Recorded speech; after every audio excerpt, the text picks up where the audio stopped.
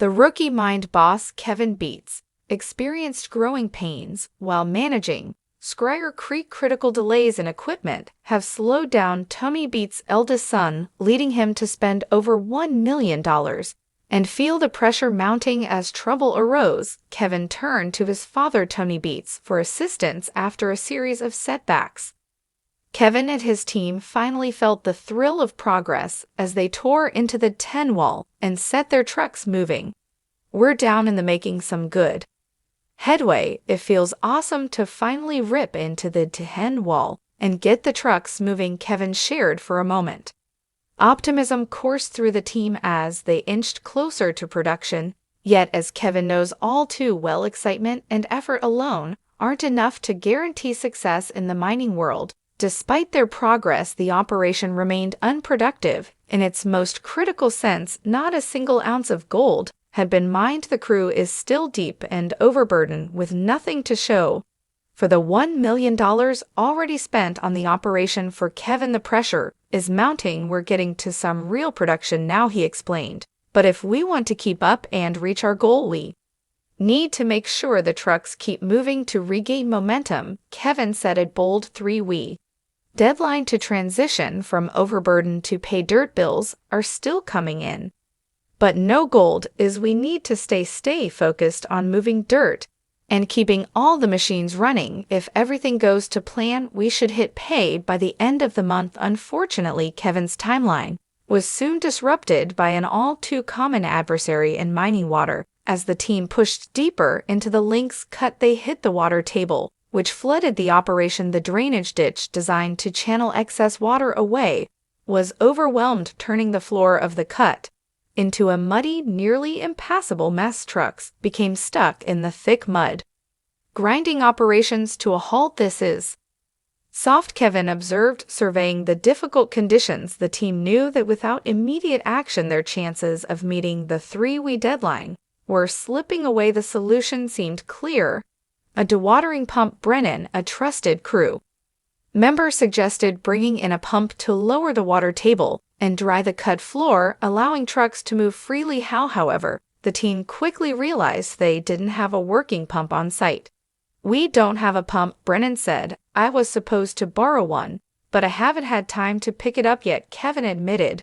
With the operation at a standstill and time slipping away, Kevin decided to take matters into his own hands. Frustrated but determined, he made the decision to drive 3 miles to his father Tony Beets' Indian River claim to look for a solution. Tony, hello, Kevin greeted as he arrived, looking visibly tired. Tony Beets, known for his nudes approach, quickly remarked, "You look tired, young fella," to which Kevin replied, "That's what happens when you don't sleep." A pointed acknowledgement of the stress he was under. "Why don't you sleep?" Tony asked, his concern clear. "Mostly because I'm fixing your stuff for you," Kevin answered wryly, a hint of frustration in his voice. The conversation quickly turned to business. "Well, what can we help you with today?" Tony asked, getting straight to the point. Kevin didn't beat around the bush. "Well, remember the pump you promised us this winter, the one we're supposed to use?" Tony shook his head. "Ah, well, that ain't going to happen," he replied, his voice calm but firm. "We're still using that one right now. By the time we get everything organized and put it in place, you know how it goes. It'll probably take a couple of days." This 2-day delay was critical for Kevin, potentially costing him thousands of dollars and putting his already tight gold mining deadline at risk. "Is there any way to speed that up? We're already at the underground level, and we need it today," Kevin pleaded, desperation in his voice. Tony's response was direct. "Holy, what about yesterday? Right now, we've got all kinds of commotion going on and not enough people to handle it. If it happens quicker, we'll let you know, but that's all we can do." Kevin's heart sank. "I was hoping for a little better news than that," he admitted, frustration evident in his tone. "I trusted it will be ready. I don't want to sound like a complainer, but I really should have known. You always hope for the best, but we can't afford any more delays with this." Desperate for alternatives, Kevin reached out to other contacts, including Parker Schnubble, but no help coming. "I've tried everyone," Kevin lamented as he prepared to leave, knowing that his operation was now dead in the water until Tony's spare pump became available for 2 long days. Kevin Beets' crew had been sitting idle at Scrivener Creek, their hands tied as they waited for a dewatering pump to arrive. Boredom and frustration had begun to take their toll, and with a CRI call gold target to hit, the pressure was mounting over at Lucifer. Foreman Brennan could see no other option but to push forward with the dozer and get back to work, even if it meant going it alone. "We need gold, man," Brennan declared, his voice tinged with frustration. "I want to hit our target. I don't want to risk another truck. I'll be down here by myself moving material and trying to get things going." Brennan's decision was bold, but necessary. Kevin's crew couldn't afford to wait any longer for the pump. For Kevin, the delay had been a reminder of how difficult it could be to transition from mechanic to mind boss. "I feel like Kev maybe hasn't fully made the leap to being the mind boss yet. He's still used to being the mechanic," Brennan observed, his frustration palpable. The responsibility of running a mining operation weighed heavily on Kevin, who was still adjusting to the demands of leadership. Luck finally arrived in the form of Tony Beets, who delivered the promised dewatering pump as the crew worked to install it. Kevin felt a mix of relief and pressure. "Nice work, Kevin.